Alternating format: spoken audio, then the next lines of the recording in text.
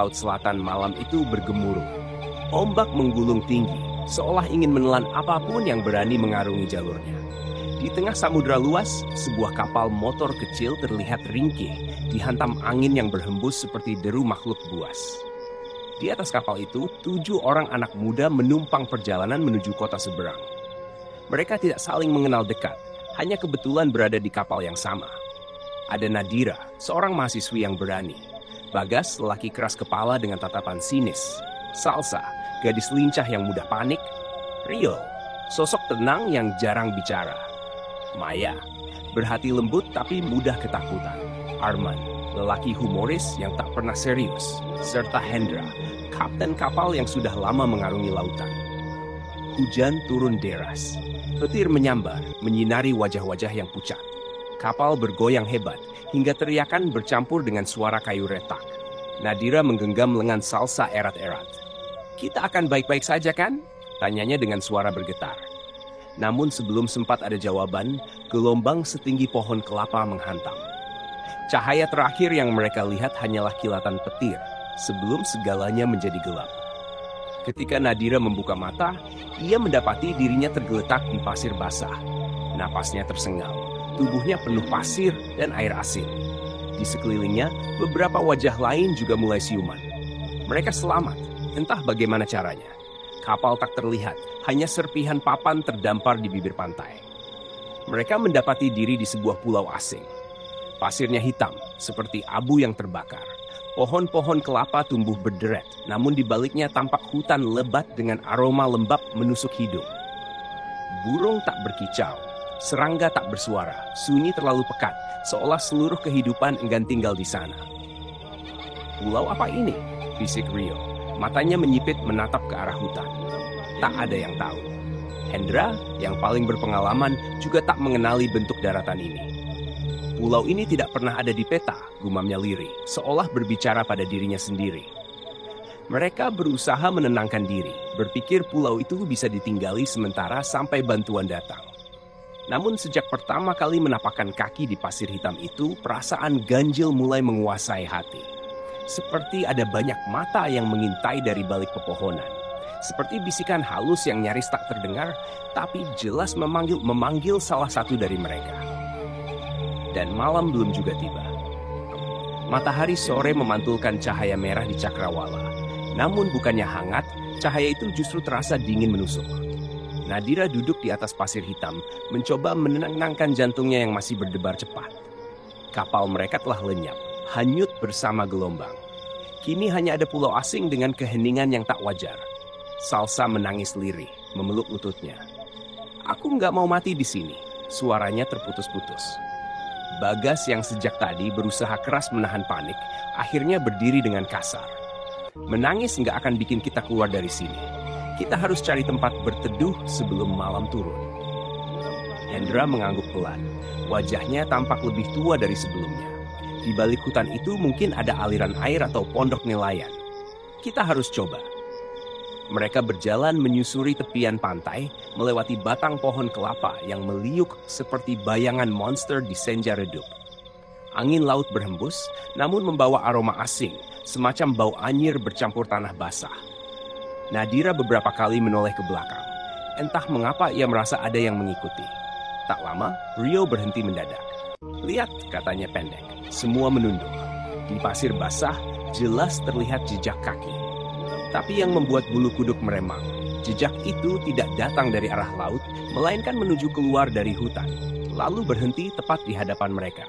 Tidak ada kelanjutan langkah, seolah pemilik kaki itu hilang begitu saja. Maya menutup mulutnya, berbisik hampir tak terdengar. Jejaknya cuma satu arah. Siapa yang keluar dari hutan itu? Sunyi menelan pertanyaan itu. Angin berhenti berhembus, dan selama beberapa detik, hanya suara degup jantung masing-masing yang terdengar di telinga mereka. Akhirnya Arman, yang biasanya selalu berkelakar, mencoba tersenyum getir. Mungkin jejak nelayan. Dia pasti tinggal di sini. Tapi nada suaranya gemetar, tidak lebih meyakinkan dari bisikan anak kecil yang ketakutan. Mereka melanjutkan langkah, melewati jejak itu dengan hati-hati. Nadira sempat merasakan hawa dingin menyusup ke tulang saat ia menginjak pasir di samping jejak tersebut, seolah ada sesuatu yang berdiri tak kasat mata di sampingnya. Menjelang malam, mereka menemukan sebuah pondok kayu tua di tepi hutan. Dindingnya lapuk, atapnya bocor, dan pintunya tergantung hanya dengan satu engsel. Namun dibanding tidur di pasir terbuka, pondok itu terlihat seperti satu-satunya harapan. Begitu masuk, aroma apek langsung menyambut, bercampur bau kayu basah dan sesuatu yang lebih menusuk, bau busuk samar. Di salah satu sudut ruangan, terdapat meja kayu dengan ukiran aneh, tak mereka mengerti artinya. Di dinding, ada bekas goresan panjang, seperti cakaran kuku yang menancap dengan marah. Tempat ini nggak enak, bisik Maya sambil gemetar. Nadira hanya mengangguk, matanya tak lepas dari sebuah cermin retak yang tergantung miring. Dalam pantulan cermin itu, ia jelas melihat keenam temannya berdiri di dalam pondok. Tapi ada satu sosok tambahan, seorang perempuan berambut panjang, berdiri di sudut gelap dengan wajah menunduk. Nadira tersentak, menoleh ke belakang. Kosong. Hanya bayangan temannya yang ketakutan. Tapi saat ia kembali menatap cermin, sosok itu masih ada. Semakin dekat, perlahan mendongak. Dan senja pun berubah menjadi malam. Malam pertama di pulau itu terasa lebih panjang dari biasanya. Pondok kayu tua yang mereka jadikan tempat berteduh hanya diterangi api kecil dari obor rakitan. Angin laut berhembus lewat celah dinding, menimbulkan suara siulan yang tak pernah berhenti. Nadira duduk bersandar di dinding. Matanya tak bisa lepas dari cermin retak. Sosok perempuan yang tadi ia lihat seakan masih mengintai, meski kini pantulan hanya menunjukkan mereka berlima yang terjaga dan dua orang lain yang sudah tertidur kelelahan. Ia tak berani menyebutkan apa yang dilihat, takut membuat semua semakin panik. Arman yang biasanya cerewet, kini hanya diam. Sesekali ia melirik ke jendela tanpa kaca, tatapannya gelisah. "Kenapa sepi sekali ya?" gumamnya. Biasanya hutan malam penuh suara serangga, tapi di sini nggak ada apa-apa. Hendra mengangguk pelan. "Justru itu yang bikin aku takut," katanya serius. Hutan yang sunyi menandakan ada sesuatu yang lebih besar, sesuatu yang bahkan binatang pun menghindarinya. Ucapan itu membuat suasana semakin mencekam. Maya yang sudah sejak tadi menggigil menutup telinga dengan kedua tangannya. "Jangan ngomong begitu," ujarnya. "Aku cuma mau tidur. Besok pagi kita bisa cari jalan keluar." Namun harapan tidur tenang seketika lenyap ketika sebuah suara tiba-tiba terdengar dari luar. Tangisan, lirih, panjang, menyayat telinga. Suara seorang perempuan jelas terdengar dari arah pantai. Semua menegang. "Siapa itu?" bisik Salsa. Suaranya pecah. Tak ada yang menjawab. Tangisan itu terus berlanjut, kadang lirih, kadang meninggi, seperti seseorang yang tengah meratapi kehilangan. Rio berdiri perlahan, mengambil kayu yang disulut api. Aku akan cek," katanya, meski wajahnya jelas pucat. "Jangan bodoh," potong Bagas cepat. "Kalau itu manusia, mana mungkin dia ada di sini sendirian? Kalau itu bukan manusia?" Nadira merasa seluruh tubuhnya menegang. Namun rasa penasaran bercampur ketakutan membuat mereka akhirnya sepakat untuk mengintip bersama. Dengan langkah hati-hati, mereka keluar dari pondok, menyusuri jalan setapak menuju pantai. Bulan separuh bersembunyi di balik awan, membuat cahaya hanya samar. Dari kejauhan, mereka melihat sosok perempuan duduk membelakangi mereka di tepi ombak. Rambutnya panjang menjuntai, bajunya lusuh dan basah. Tangisannya terdengar jelas, bahunya bergetar seirama dengan isakan. "Lihat, ada orang," bisik Arman, kali ini dengan nada hampir lega. Mungkin dia juga selamat dari kapal. Namun kata-katanya terhenti saat perempuan itu tiba-tiba berhenti menangis. Suara laut mendadak hening, angin seakan tercekik. Perlahan sosok itu menoleh. Wajahnya pucat pasi, kulitnya terkelupas, dan dari matanya mengalir darah hitam pekat. Mulutnya menganga lebar, tak sesuai dengan bentuk wajah manusia. Salsa menjerit, terhuyung ke belakang. Perempuan itu berdiri, langkahnya berat, tapi setiap kali ia melangkah, jarak antara mereka dan sosok itu terasa semakin dekat, meski kakinya hampir tak bergerak. Bagas menarik tangan Nadira, memaksanya berlari kembali ke pondok. Jeritan Salsa, tangisan Maya, dan teriakan Arman bercampur dengan suara melengking perempuan itu yang kini berubah menjadi pekikan panjang. Mereka menutup pintu pondok rapat-rapat, mendorong meja tua sebagai penghalang. Namun tangisan itu kini bukan hanya dari pantai. Suara yang sama terdengar di sekitar pondok, di jendela, di atap. Seakan pulau itu penuh dengan ratapan perempuan yang menjerit bersama. Dan malam baru saja dimulai. Pagi datang dengan cahaya pucat. Udara terasa dingin dan lembab, seolah matahari enggan menyinari pulau itu. Semua wajah terlihat lelah. Semalaman mereka tak benar-benar tidur. Tangisan dan pekikan dari luar pondok terus bergema hingga menjelang fajar. Salsa duduk di pojok ruangan, matanya sembab. "Aku masih dengar suaranya," bisiknya. Nadira menoleh cepat, jantungnya mencelos. "Suaranya sudah hilang sejak tadi." Salsa menggeleng. Bukan yang itu. Aku dengar ada yang manggil namaku, pelan, dari dalam hutan." Bagas yang sudah sejak awal mencoba bersikap tegar langsung berdiri. "Kita nggak bisa diam di sini. Kalau ada penghuni pulau ini, kita harus cari tahu. Kalau tidak ada, kita harus temukan jalan keluar." Hendra menghela napas panjang, wajahnya semakin tegang. "Aku tidak pernah melihat pulau ini di peta jalur laut. Tapi kalau ada pondok, berarti dulu ada orang yang tinggal di sini. Mungkin kita bisa temukan sisa-sisa kehidupan mereka." Dengan langkah ragu, mereka masuk ke hutan yang pekat. Tanahnya becek, bau tanah basah bercampur dengan aroma anyir yang sama seperti malam sebelumnya. Cahaya matahari nyaris tak menembus dedaunan rapat di atas kepala. Tak lama, Rio menunjuk sesuatu di depan. "Lihat itu." Di balik semak belukar, mereka menemukan deretan batu nisan tua. Sebagian sudah roboh, sebagian lagi tertutup akar pohon yang meliuk seperti ular. Lumut hijau menempel di permukaan, huruf-huruf hampir tak terbaca. Nadira mendekat, mengusap perlahan salah satu nisan. Tulisan samar masih terlihat. "Keluarga Darmawan, 1945. Ia membaca pelan, merasakan hawa dingin menjalar di tengkuknya. "Apa mungkin ini makam massal?" tanya Maya dengan suara bergetar. Hendra menunduk dalam-dalam. "Sepertinya ya. Lihat, banyak nama dalam satu batu. Itu berarti satu keluarga dimakamkan bersama. Bisa jadi di sini pernah ada tragedi." Arman mencoba bercanda untuk meredakan ketegangan. Mungkin wabah penyakit, makanya pulau ini ditinggalkan. Namun, tepat setelah ia berkata begitu, terdengar suara lirih, seperti ratusan bisikan yang datang bersamaan. Semua terdiam, jantung berdegup kencang. Bisikan itu semakin jelas. Kata-kata tak dikenali, entah bahasa apa, seperti doa atau kutukan. Nadira menutup telinga, tapi suara itu justru terdengar semakin dekat di kepalanya. Lalu, tiba-tiba Salsa menjerit kencang. "Jangan tarik aku!" Ia terhuyung, seolah ada yang menarik lengannya ke tanah. Semua berebut menahannya. Tanah di bawah kaki Salsa retak, seakan ada sesuatu yang berusaha keluar dari dalam makam.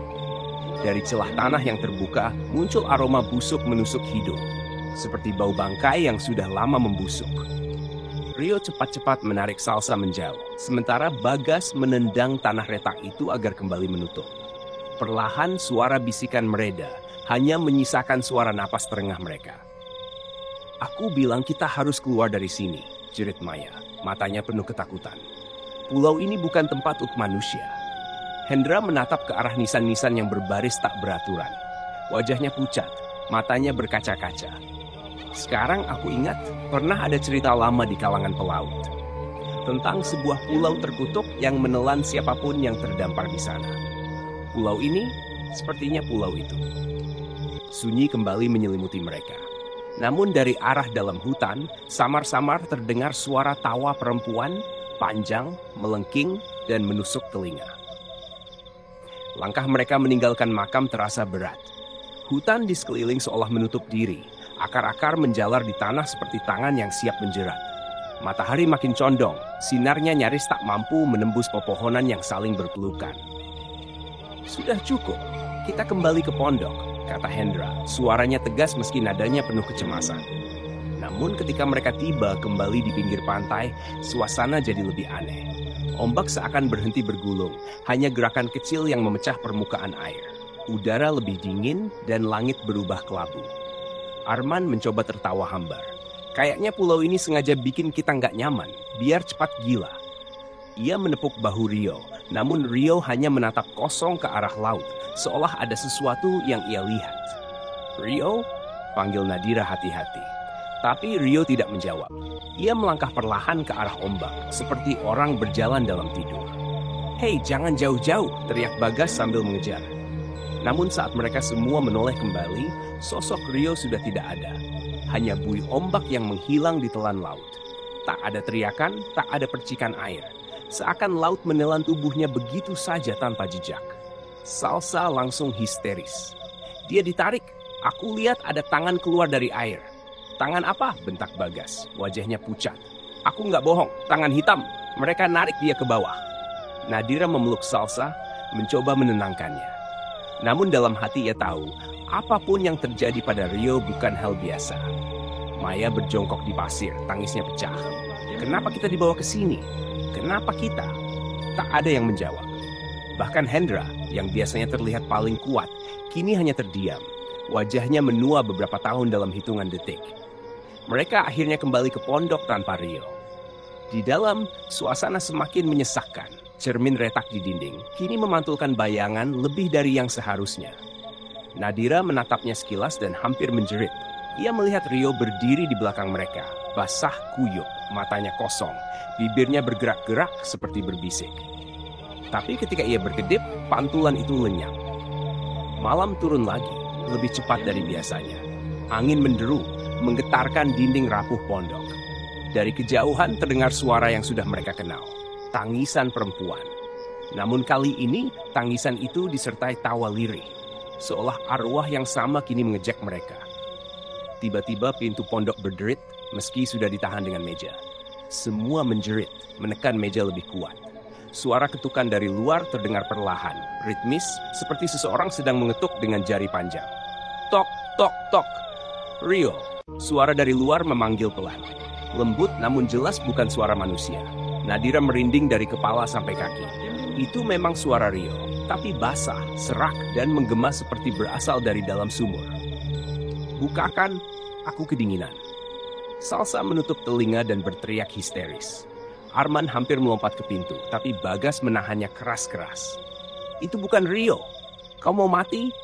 Suara itu terus memanggil sepanjang malam, diselingi ketukan yang makin keras. Hingga akhirnya tanpa sadar mereka semua menangis dalam diam, berdoa agar fajar segera datang. Namun di luar pondok ada sesuatu yang pasti. Rio memang sudah kembali. Hanya saja, bukan lagi sebagai manusia. Fajar yang mereka nanti tak pernah datang dengan damai. Langit hanya berubah sedikit lebih terang, tapi kabut tebal menyelimuti pantai dan hutan. Seolah matahari enggan menembus pulau itu. Hendra bangkit dari sudut pondok, matanya merah karena tak tidur semalaman. "Kita tidak bisa menunggu di sini. Pulau ini bukan tempat untuk kita. Kita harus cari jalan keluar sebelum semuanya terlambat." Bagas mengangguk, meski wajahnya penuh lelah. "Tapi keluar bagaimana? Kau lihat sendiri semalam. Laut ini bukan laut biasa. Aku lebih memilih mati melawan gelombang daripada mati pelan-pelan di sini," jawab Hendra lirih. Mereka sepakat untuk kembali menjelajahi hutan, berharap menemukan jalur atau pertanda yang bisa membawa mereka ke sisi lain pulau. Nadira berjalan paling belakang. Matanya sesekali melirik cermin retak yang masih menggantung di dinding pondok. Dalam hatinya ia tahu, cermin itu bukan sekadar benda. Ia semacam jendela menunjukkan sesuatu yang belum terjadi atau sesuatu yang seharusnya tidak terlihat. Kabut membuat pandangan mereka terbatas. Pohon-pohon menjulang seperti dinding. Suara langkah kaki sendiri terdengar aneh, bergema seakan ada banyak orang yang berjalan bersama. Tiba-tiba, Maya berhenti mendadak.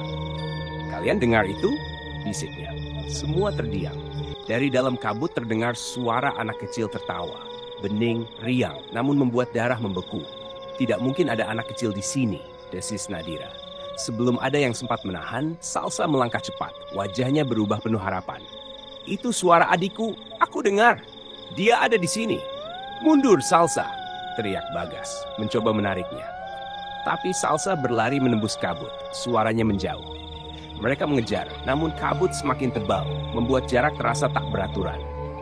Suara tawa anak kecil berubah menjadi jeritan nyaring. Nadira berlari sekuat tenaga menembus pepohonan hingga tiba di sebuah lapangan kecil yang dipenuhi rumput liar. Di tengah lapangan itu, Salsa berdiri terpaku. Di hadapannya ada ayunan tua dari ranting pohon, berayun sendiri tanpa angin. Sosok kecil duduk di sana, punggungnya menghadap. Rambutnya panjang, hitam, menutupi wajah. "Salsa, jangan dekati!" Nadira menjerit. Terlambat. Salsa sudah berlutut di depan sosok itu, tangannya gemetar meraih. "Dek, apa benar ini kamu?" Sosok itu perlahan menoleh. Wajahnya bukan wajah anak-anak, melainkan wajah perempuan dewasa dengan kulit pucat penuh luka. Mulutnya terbuka lebar hingga telinganya, menampakkan deretan gigi tajam yang berdarah. Ayunan berhenti bergerak. Sosok itu melompat ke arah Salsa dengan kecepatan tak manusiawi. Jeritan Salsa pecah, membelah hutan. Ketika yang lain tiba, mereka hanya menemukan Nadira terduduk lemas di tanah, wajahnya pucat pasi. Ayunan kosong, dan Salsa sudah tidak ada. Yang tersisa hanyalah kain kecil dari bajunya, basah oleh darah hitam pekat. Maya histeris, memeluk Nadira yang nyaris pingsan. Arman memaki keras, suaranya pecah oleh ketakutan. Hendra menutup wajah dengan kedua tangannya, seolah menyesali semua keputusan. Bagas menatap tanah dengan rahang mengeras. Pulau ini mengambil kita satu persatu. Sejak kehilangan Salsa, langkah mereka semakin gontai. Tak ada yang bicara, hanya desahan napas dan tangis Maya yang sesekali pecah di antara kabut. Hutan yang mereka telusuri seolah berubah bentuk. Jalan yang sama mereka lalui berkali-kali, namun selalu berakhir di tempat yang berbeda. "Kita berputar-putar," desis Arman, suaranya nyaris marah. "Pulau ini mempermainkan kita." Hendra berhenti, menatap pohon besar dengan guratan aneh di batangnya. Guratan itu menyerupai tulisan, bukan huruf yang mereka kenali, tapi tergores dalam seperti bekas pisau. "Ini bukan sekadar pulau, ini kuburan besar." Ucapan itu membuat bulu kuduk Nadira meremang. Ia ingat nisan tua di makam, bisikan yang menyerbu telinganya, dan kini guratan aneh di pohon. Seolah seluruh pulau ini dipenuhi tanda yang sama, tanda kematian. Kabut perlahan menipis ketika mereka sampai di sebuah bangunan tua di tengah hutan. Bentuknya menyerupai balai kayu, meski atapnya sudah roboh sebagian. Bau busuk langsung menyerang hidung mereka, lebih menusuk daripada sebelumnya. "Jangan masuk," ujar Maya, wajahnya pucat. Tapi Bagas sudah melangkah ke dalam. Di dalam balai, mereka menemukan meja panjang berlumut dan lantai penuh noda hitam yang sudah mengering. Nadira menunduk, menyentuh bekas itu dengan ragu. Itu bukan lumpur, itu darah. Di salah satu sudut, mereka melihat tumpukan tulang manusia. Berserakan, sebagian masih terbungkus kain kusam yang nyaris hancur. Tengkorak menatap kosong ke arah mereka. Gigi-giginya terbuka seakan masih menjerit. Maya langsung menutup mulutnya, menahan muntah. Arman mundur dengan mata terbelalak. "Ya Tuhan, mereka semua dibantai di sini." Hendra menunduk dalam-dalam, suaranya berat. "Aku pernah dengar cerita, pulau ini dulu dihuni sebuah keluarga besar bersama anak buahnya. Tapi ketika perang datang, mereka diserang, dibantai habis-habisan. Mayat-mayatnya dibuang begitu saja. Tidak ada yang pernah menguburkan mereka dengan layak." Nadira merinding mendengar kata-kata itu. Itu sebabnya roh mereka tidak tenang. Bagas menatap tulang-tulang itu, rahangnya mengeras. Dan sekarang mereka menuntut balas, menggunakan kita sebagai ganti. Tiba-tiba, suara tawa meletus dari dalam balai. Bukan dari salah satu dari mereka, tapi dari sesuatu yang tak terlihat. Tawa panjang, bergema, seakan berasal dari dasar perut. Lampu senter yang mereka bawa mendadak redup, berkelip-kelip. Bayangan aneh menari di dinding balai, membentuk sosok-sosok hitam yang bergerak sendiri. Tulang belulang di sudut mulai bergeser, jatuh satu persatu seolah disentuh tangan tak kasat mata. Maya menjerit kencang, menutup wajahnya. Arman berlari ke pintu, tapi pintu kayu menutup sendiri dengan hentakan keras. Mereka terjebak di dalam. Nadira menoleh ke arah cermin kecil yang tergeletak di lantai. Entah sejak kapan benda itu ada di sana. Pantulannya menunjukkan mereka berenam di dalam balai. Tapi kemudian, satu demi satu, bayangan mereka hilang. Tersisa hanya Nadira seorang diri yang dikelilingi sosok-sosok tanpa wajah. Ia menjerit, melempar cermin itu hingga pecah. Namun gema tawanya semakin keras, menelan seluruh ruangan. Hendra menabrakkan tubuhnya ke pintu sampai kayu lapuk itu hancur.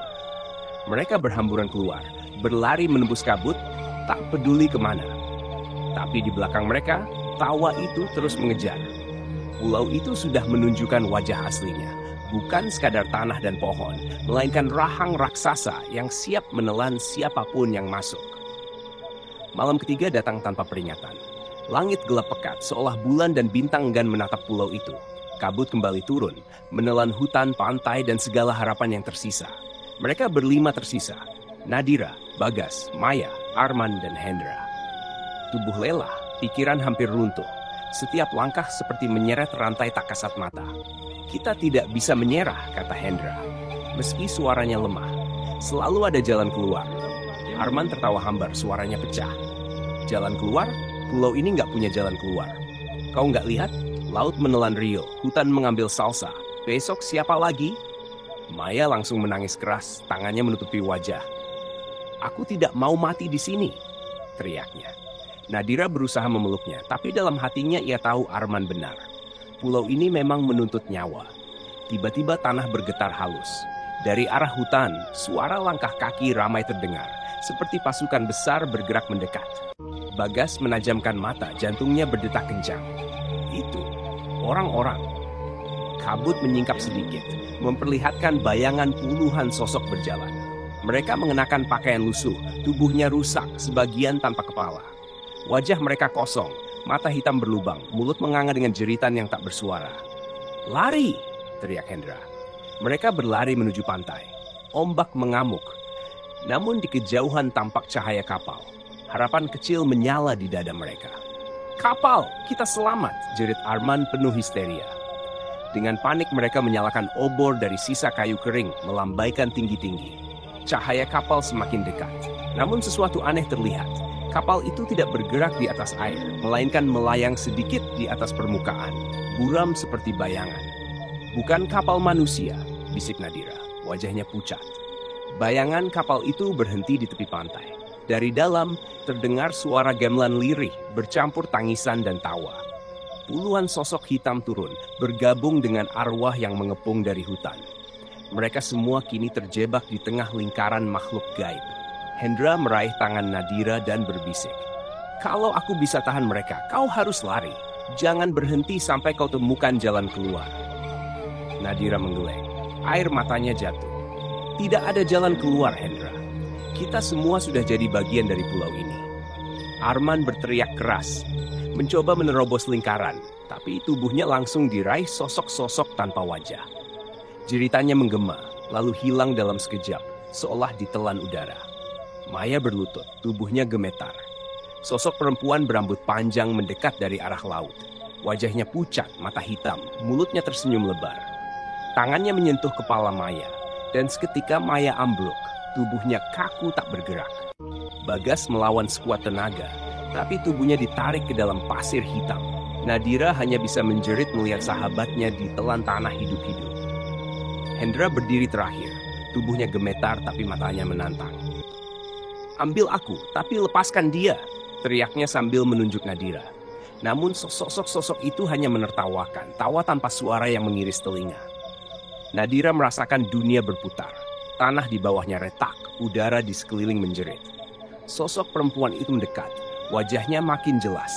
Dan Nadira tersadar itu adalah wajahnya sendiri. Sebelum sempat menjerit, kegelapan menelan segalanya. Keesokan harinya, pantai kembali sunyi. Tidak ada tanda manusia. Hanya pasir hitam, hutan lebat, dan pondok kayu tua yang kembali berdiri bisu. Di cermin retak yang tergantung di dinding pondok, tampak bayangan 7 anak muda berdiri dengan mata kosong. Menunggu hingga korban berikutnya datang ke pulau yang tidak pernah ada di peta.